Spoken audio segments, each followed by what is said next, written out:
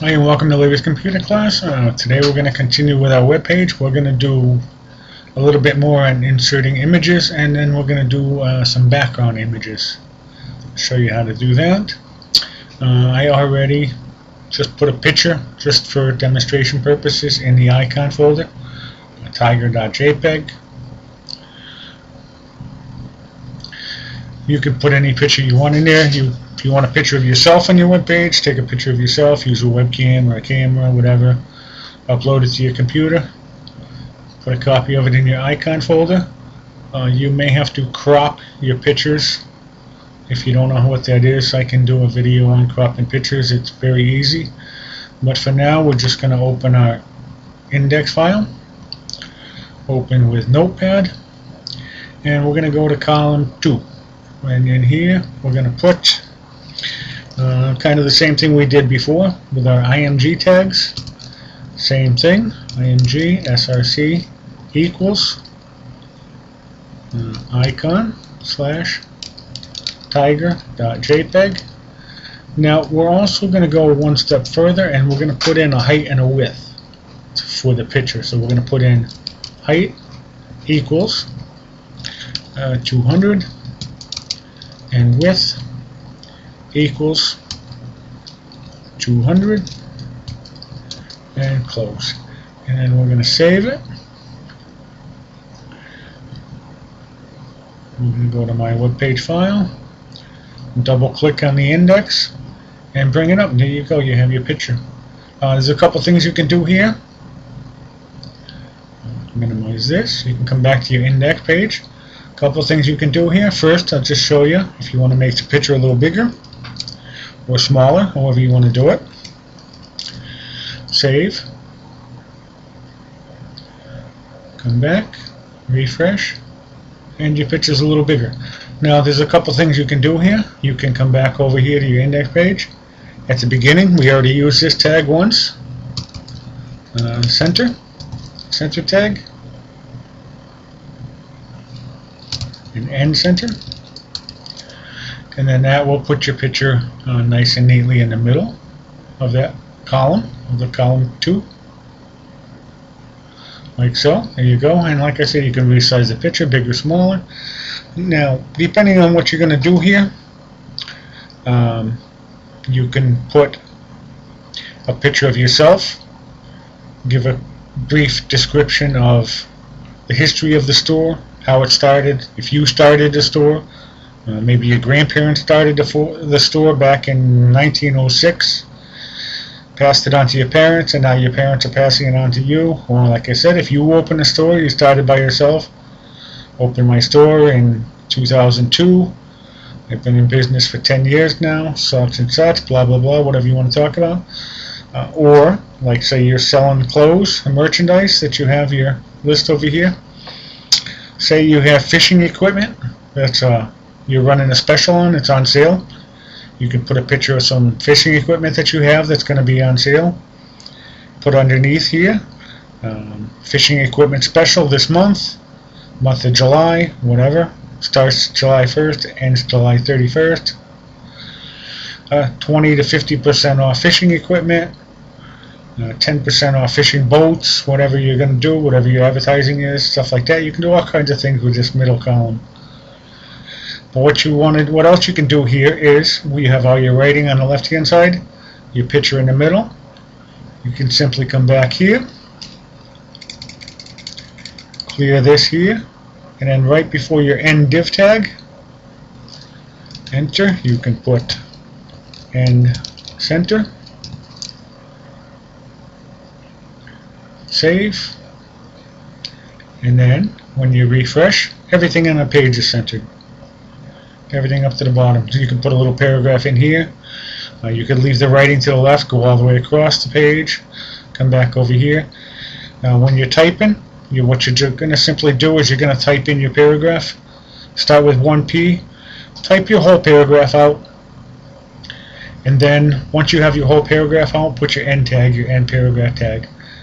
Then what you do, come over to your web page, look at your web page and see how the writing is, and then determine where you want to end each line. And then at the end of each line where you want the new line to begin, just put your P's in that part of the paragraph. You know what I mean? Write your whole paragraph out here, and then say somewhere on the first line, say right here, you want to go to the next line, so just click enter, put your P tag in, and then from whatever point you do, that'll continue on to the next line. So you have control over how the paragraph's going to look, whether you're going to start from here, start from the middle, however you want to do it. That's inserting pictures and centering. I'm going to do another design here. We're going to actually go to column 3 and put in a background picture. That's pretty simple to do also. Minimize this. Your background pictures are done through your style sheet. They're not done on your index page. So you go to your style sheet. We're going to come down here to column 3. And we're going to take this out because if you have a background image, you don't need a background color. You have one or the other. Background image. URL. Parentheses. And then we're just going to put in icon-tiger.jpg, and then your brackets, and then your ending tag, your semicolon. And that's going to put an image on the background. Now very quickly, a URL, what a URL is actually it's a www web page. Mine's www.larryscomputerclasses.com. And you would actually put this in here before the icon. You put in HTTP www.larryscomputerclasses.com/icon-tiger.jpg. Now the reason we're not using this today is because this web page that we're building is not online. It's not on the internet, and yours won't be either until you set it up to be online. We're just working between our codes and our own computer, so we don't need the reference in here. But that's what a URL, if you see URL, that's what it means. HTTP www.larryscomputerclass.com, and then /tiger. Because once you upload all your files, briefly how it works is all these files that you create, when you get your web page all set up, your style sheets all set up, what you're going to do is you're going to go to a company that has domain names. GoDaddy is one of them. You go to GoDaddy.com. You sign up for a domain name. You put in something you want, www, something that's going to reflect your web page. So when people see your domain name, they know what it is. You're going to have to get a little creative on this because there's millions of web pages out there. And when you go to find a domain name, if you put in www.myfirststore.com and hit search, chances are pretty good that it's going to come up and it's going to say not available. Someone already has that name. So you're going to have to get a little creative on your domain names. And don't worry about this. I'll do a video on domain names, how to search them, where to go. And after you get your domain name, you're going to go to a host, a web host. And like GoDaddy, they have the domain names and they're a web host. So if you want to use them, you can use them for everything.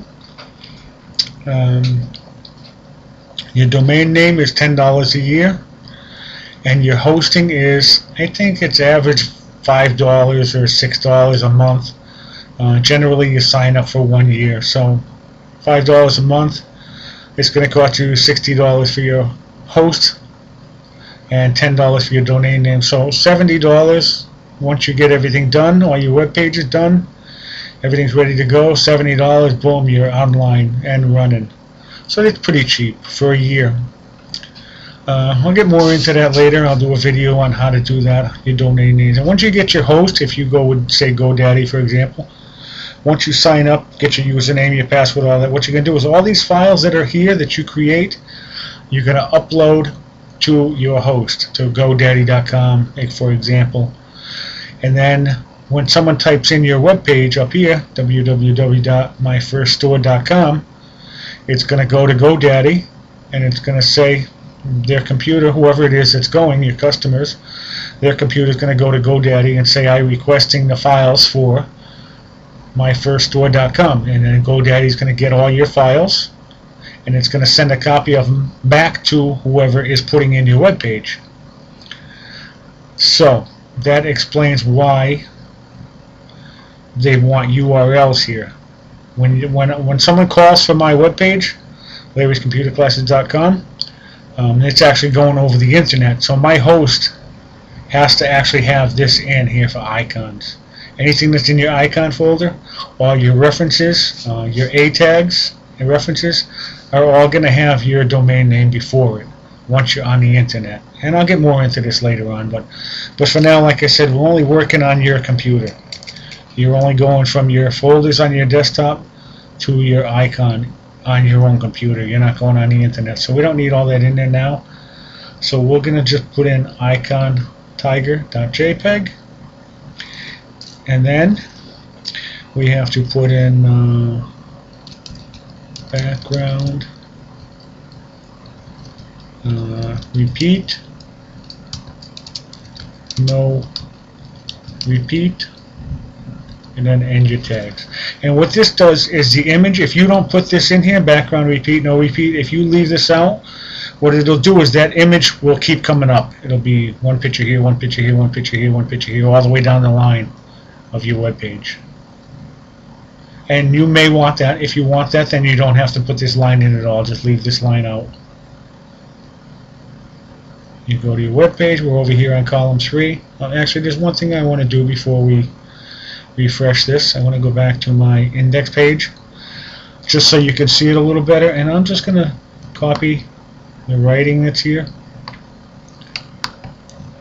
Copy, and I'm just going to add it here just so there's a little bit of writing in the third column. We only had one quick line there, so just for demonstration purposes, so you can see how it works, and just add a couple extra lines in here. Save, go back to your web page, and then when you hit refresh, there you go, you have your picture and you have your writing. As you can see, some of the writing is on 2 lines. You can change that if you want.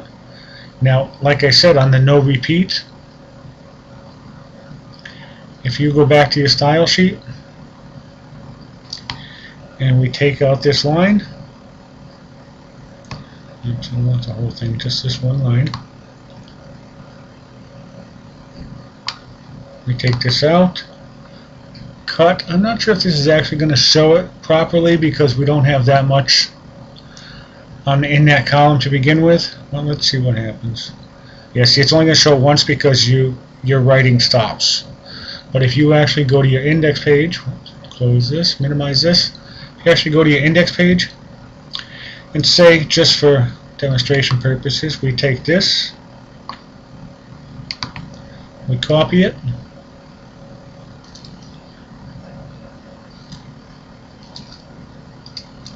we hit paste.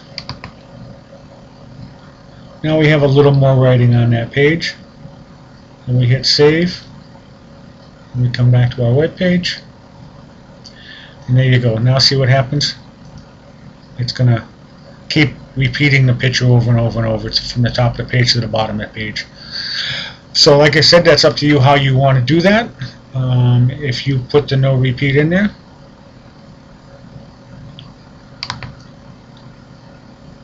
and that's not going to work, right? Because I changed it.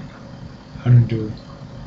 Oh, there it is. Background no repeat. Save. And what that does is it'll only have one image on the top.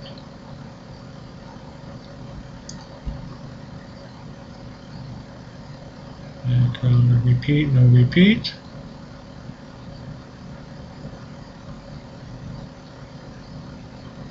Save.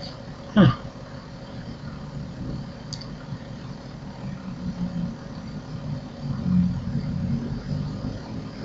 don't know why it's doing that, but anyways, that should actually work. No repeat, color red. Color red, that's for your font. But anyways, that's how you do background pictures. Pretty simple. I'm not sure why that's not working, but anyways, you do this through your style sheet for background pictures, and you do your images through your index page. Index here. Now if you wanted to change this, say you were running a fishing special, you can put an icon fishing